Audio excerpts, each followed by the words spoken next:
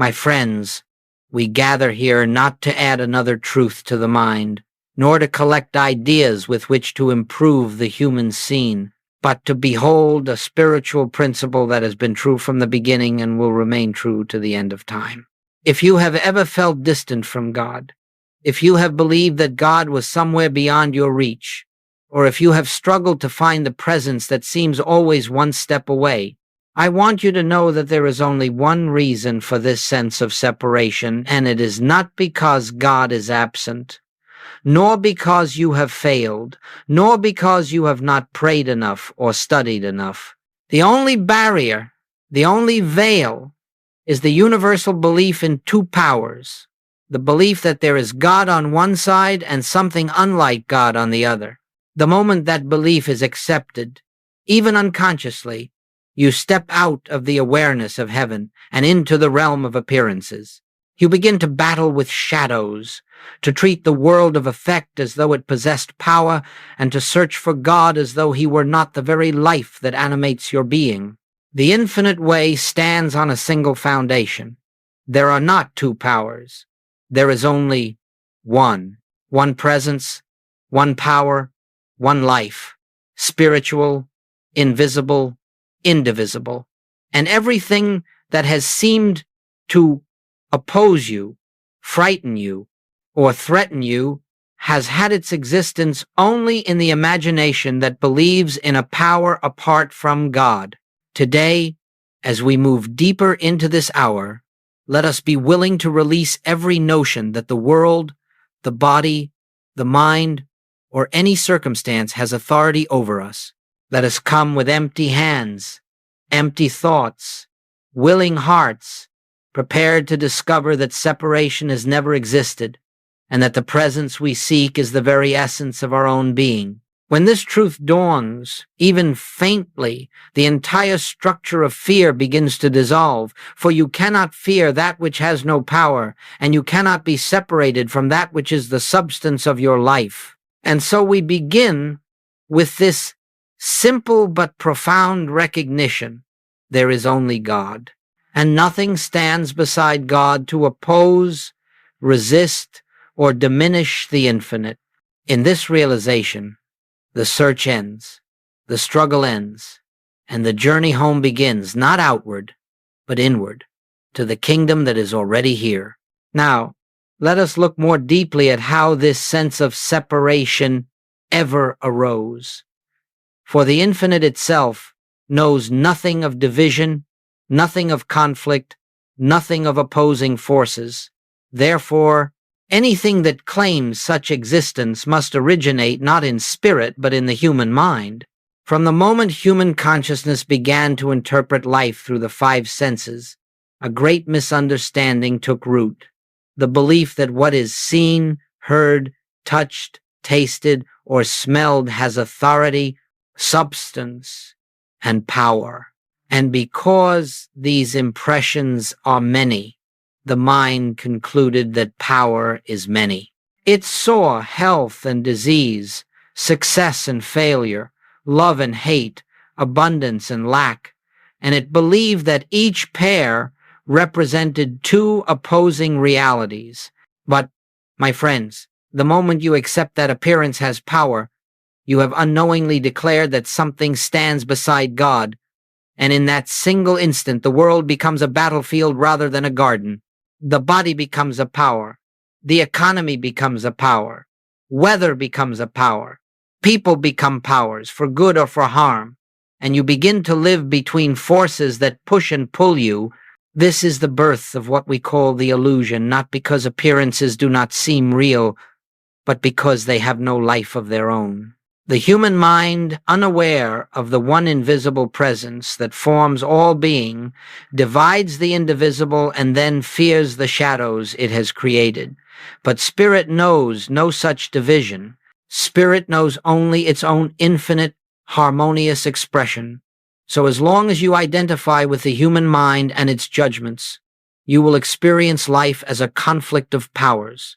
But the moment you turn inward, even slightly, you begin to sense that beneath the appearance is a single, undivided life. moving in perfect order. You begin to see that disease does not oppose health, for both are mental images imposed upon the one spiritual body. You begin to see that lack does not oppose supply, for both are interpretations of the one spiritual storehouse. The human mind divided the indivisible, but consciousness, your true self, remains forever whole. And until this is recognized, you will continue to fight phantoms, never realizing that the battle ends the moment you refuse to grant power to anything external.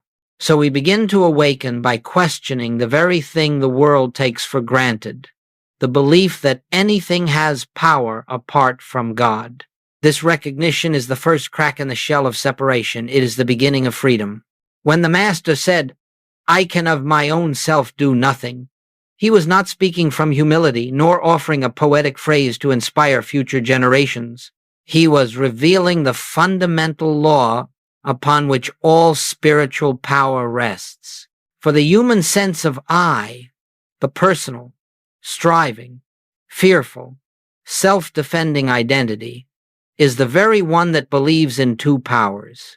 It is this sense of I that worries, reacts, resists, fights, achieves, and suffers. And it is this I that stands outside the kingdom, forever trying to enter through effort. But the true I, the I that existed before Abraham, the I that is the life of every individual, is the very presence of God expressing itself. And so, when Jesus proclaimed he could do nothing of himself, he was declaring the utter impotence of the personal self and the absolute sufficiency of the infinite invisible that lived as his being. This is the point at which the spiritual path truly begins, when you stop expecting the human mind to accomplish what only spirit can do, when you recognize that your personal thoughts, calculations, fears, and desires cannot heal, cannot prosper, cannot harmonize, cannot save. In that moment, the burden shifts from the shoulders of the finite to the freedom of the infinite. You begin to see that every attempt to fix life through personal will only strengthens the illusion of separation. The more you try to be strong, the more you affirm weakness, the more you try to manipulate conditions, the more reality you give to the conditions themselves. But when you rest in the truth that the personal sense of I has no power, no wisdom, no capacity to act, you make way for the one power to reveal itself. You begin to experience what the Master meant when he said, "The Father within me, he doeth the works." This does not diminish you, it liberates you. It releases you from the impossible task of managing the universe and restores you to your rightful place as a transparency through which the infinite shines. And so the most powerful realization you can ever come to is this: nothing is expected of you as a human being, for the human is not the doer of spiritual works. Your function is not effort. Your function is recognition. The moment you shift from the personal I to the divine I, you stand at the threshold of true spiritual power, where the works are done through you, not by you. And in that awareness, fear dissolves, for you are no longer a separate being facing a hostile world. You are the presence of God expressing itself as you. And now we come to an illustration so simple that the human mind will overlook it, yet so profound that it can dissolve years of fear in a single moment of recognition. Consider your hand. This hand can comfort or it can strike. It can give or withhold. It can build or destroy. And yet, the hand itself has no power. It is neither good nor bad. It is neither moral nor immoral. It is neither creative nor destructive. All that the hand appears to do is but the expression of the consciousness that animates it. If the consciousness is loving, the hand expresses love. If the consciousness is fearful, the hand expresses fear. The hand is an effect. Consciousness alone is the cause. And so it is with every condition of life, every circumstance, every appearance. Nothing in the world of form has power. No body, no disease, no bank account, no person, no weather, no government, no event. These are but hands, so to speak, effects without inherent authority. But the moment you begin to treat these effects as causes, you have stepped into the illusion of two powers. You begin to fear what the body can do, what money can do, what people can do, what circumstances can do. You no longer see that the only real power is the invisible presence that forms, maintains, and sustains all being. You see, my friends, the hand cannot lift itself, cannot move itself, cannot choose itself. It is moved by something deeper. In the same way, no condition can act of its own nature.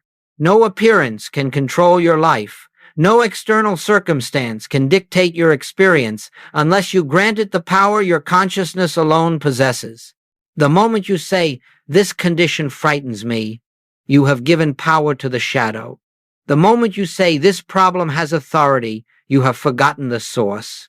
But when you look at any appearance and quietly realize this has no power, it is neither good nor bad, it is only an effect, you withdraw the belief that sustains the illusion. You return to the awareness of the invisible cause, the I that moves all creation. And in that recognition, the appearance begins to dissolve, not because you changed the effect, but because you withdrew the false belief that gave it life. All healing, all harmony, all peace is found the moment you stop fighting shadows and turn instead to the source. For the cause is God, the infinite invisible, and the effect is only the outer picture. And the outer picture has no power in itself. None. The moment this becomes clear, even slightly, the entire drama of fear and struggle begins to fall away, for you see that nothing external has ever had authority over the one who lives as your very being. Now, having seen that the appearance has no power and the cause is always the invisible presence, we must understand the most difficult and yet most liberating principle of spiritual living. Never resist a problem. The world teaches resistance. Fight the illness. Fight the lack. Fight the circumstance. Fight the person. But the moment you resist, you have declared another power. You have affirmed that something stands beside God, capable of acting in opposition to the infinite. Resistance is the birth of fear, and fear is always the admission of two powers. In the infinite way, we meet every appearance not with resistance but with recognition. When a problem presents itself, be it a pain in the body, a disturbance in the home, a fear in the mind, you do not rush to fix it, you do not analyze it, you do not hold it as real in and of itself. Instead, you turn inward and silently remember, this has no power, only God is power. In that stillness, you withdraw the belief that sustains the appearance. The body may be screaming for attention, the mind may be pleading for solutions, the world may be demanding immediate action, but the spiritual response is always the same. Be still, turn within, and recognize the one presence. You are not ignoring the human picture, you are seeing through it. You are refusing to grant power to the effect. You are lifting the entire situation into the light of spiritual awareness. And as you do, something very sacred occurs.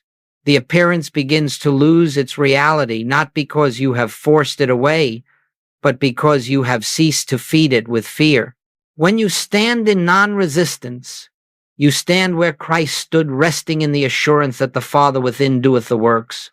This is why Jesus never argued with a condition, never struggled with it, never fought with it. He simply recognized the perfection of God where the world saw imperfection, and in that recognition, the appearance dissolved of its own weightlessness. The moment you resist nothing, you discover that nothing external can harm you, influence you, or bind you, because nothing external has power. Instead, you meet every situation with a quiet inner confidence, the recognition that the infinite, invisible, the presence within, is the only activity, the only law, the only life operating anywhere.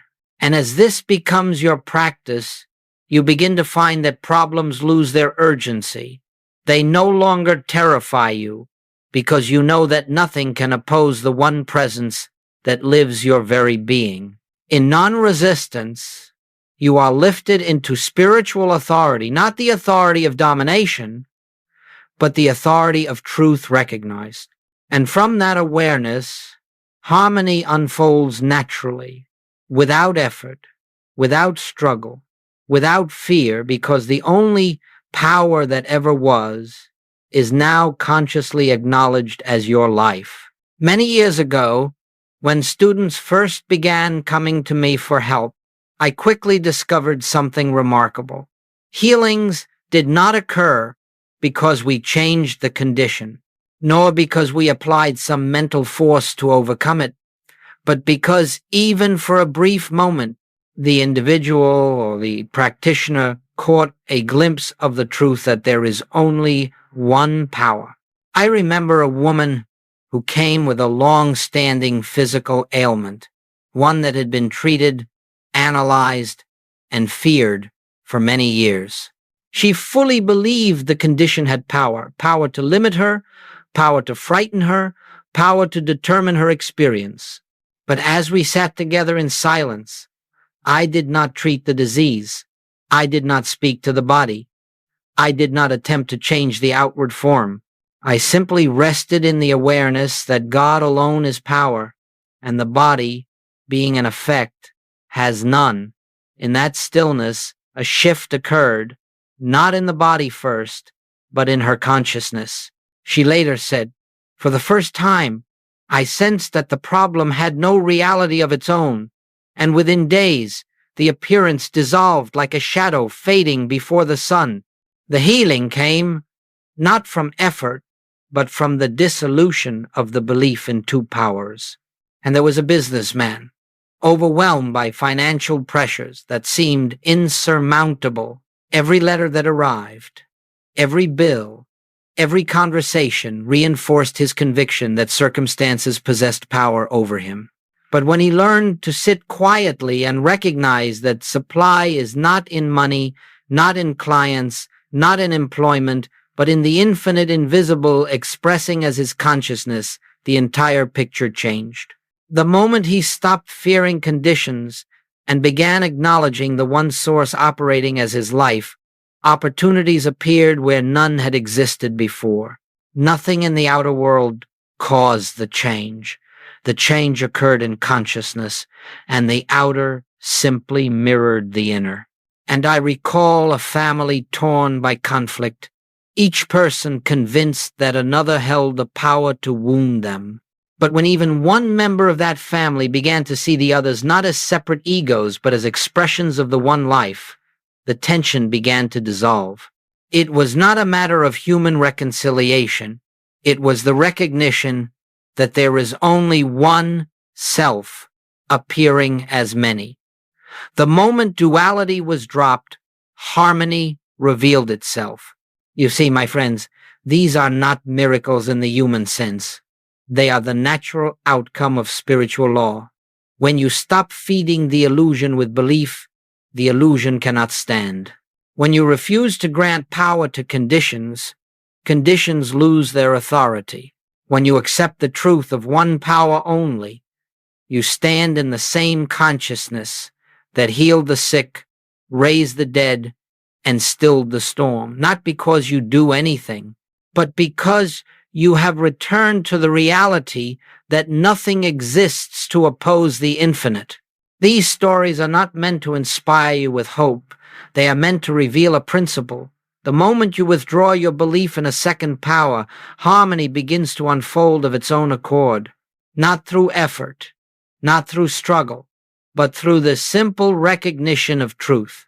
And now, my friends, we come to the heart of spiritual living, the practice through which the truth of one power becomes not merely something we believe, but something we experience. For truth, until it is felt within, remains only a statement. It has no transforming influence.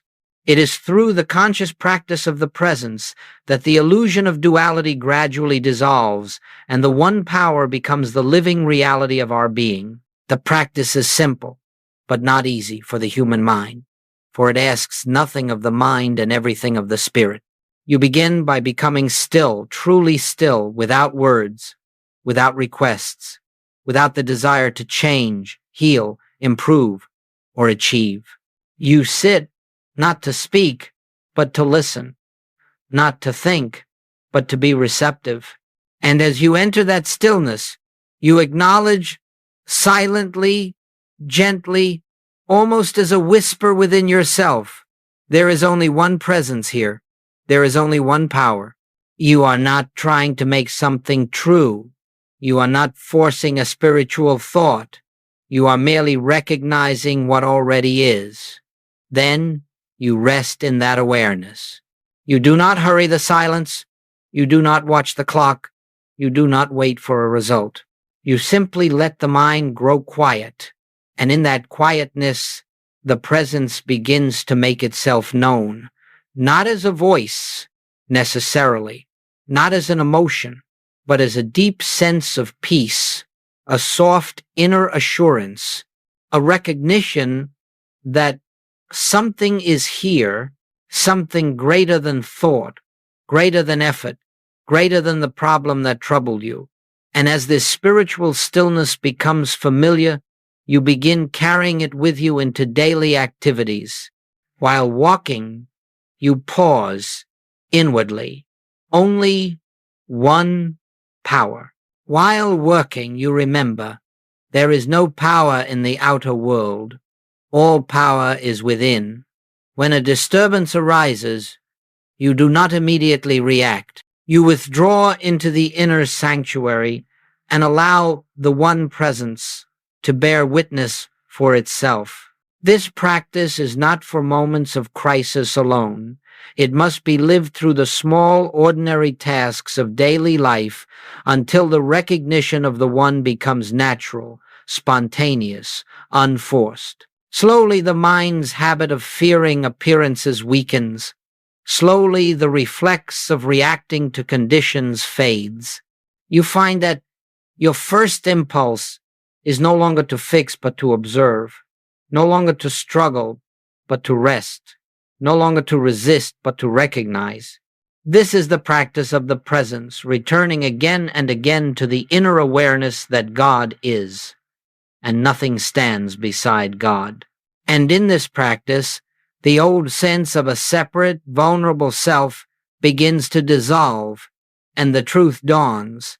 The one power is not merely with you, it is your own being, living itself as your life. This realization cannot be forced, but it comes naturally to the heart that consistently turns inward, listens deeply, and rests in silent receptivity. As this realization of one power deepens, something remarkable begins to occur, not through effort or discipline, but through the natural activity of spirit in your consciousness. Life itself changes. You will discover that fear begins to lose its foundation, for fear is always the product of believing that something outside you has power. When you no longer grant that power, the emotion has nothing to attach itself to, and it simply fades. You will notice that the anxieties you once carried about health, finances, relationships, or future events do not grip you as they once did.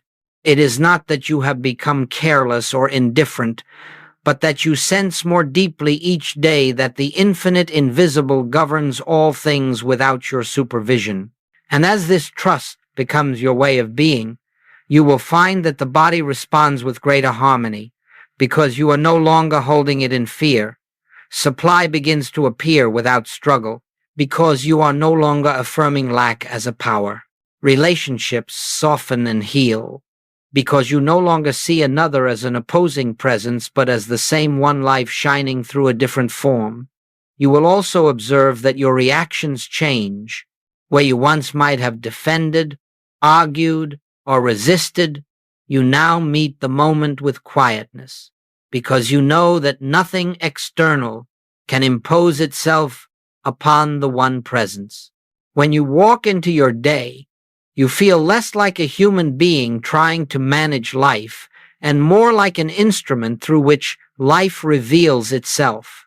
Even ordinary tasks acquire a sense of grace, for you begin to see that every action, washing dishes, speaking with a friend, answering a letter, is the movement of the one appearing as activity.